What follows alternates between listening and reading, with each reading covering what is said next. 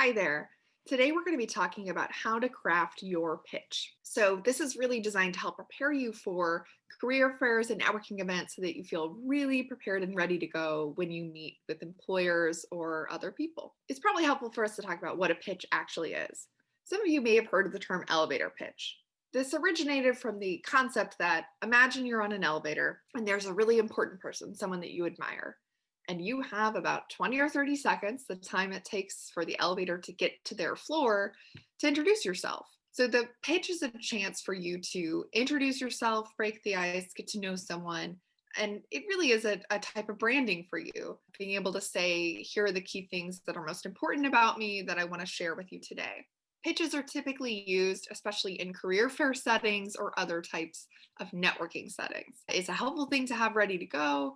And by the end of this video, you'll know the basic components and have a good sense of how you can put this together yourself. What goes into a pitch? You're always going to mention your name. You can mention your major if that's important to you. You're definitely going to talk about a little bit about you, your background. It's not your life story, but you're helping them to understand what you're interested in, especially when it comes to future opportunities, right? Because it's your chance to make an impression, build a relationship, and this ideally is a conversation starter. You also talk about what you have to offer.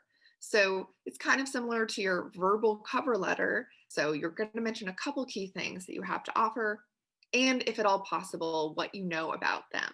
That's a really great way to indicate your interest and help them understand more about you. So I'm going to show you a couple examples. So first, this example is a really great response that I'd expect folks to have in more of a networking setting. So, not necessarily a career fair. You're probably going to mention more about the company or that kind of content in a career fair setting. But for this one, they've introduced themselves, they've given a little bit of information about their interests and background, and they end with what they're looking for. And that's really great for networking, for meeting people, because you never know what connections these folks might have. Now, the second one is longer, but it's also, I would say, more typical of what you might see at a career fair or our experiential learning expo. So you introduce yourself. This person is chosen to start by highlighting what they know about that organization, that office, and linking it to them. So they're really making it personalized and demonstrating that they did some research as they prepared for this.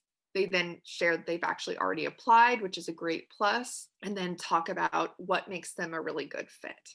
Now, this is an example of what someone would say in person, because I wanted to give you kind of the in person versus virtual experience, because we'll likely return to in person events at some point. Would you like to see my resume as a great end to a pitch at a career fair? Because it gives you a chance to tell the recruiter a bit about you, to prime the conversation before they actually see your resume. You've really primed exactly what they're looking for as they look at your resume.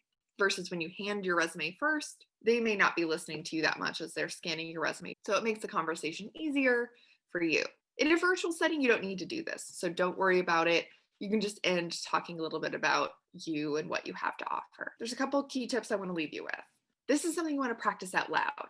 You can prepare in any way that you want, right? If writing it out is easiest for you, go for it. But ultimately, you don't want the first time that this comes out of your mouth to be in front of a recruiter. You ideally want it to be with your coordinator, a friend, by yourself, recording yourself on Zoom. Any of that works.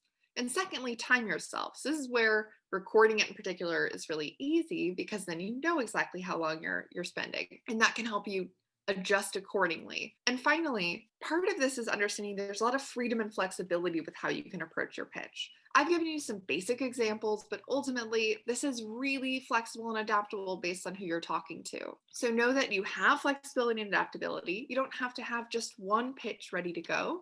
You know the basics, and now you can put it together yourself and practice. If you'd like more help or support, I encourage you to visit your coordinator. Thank you for watching.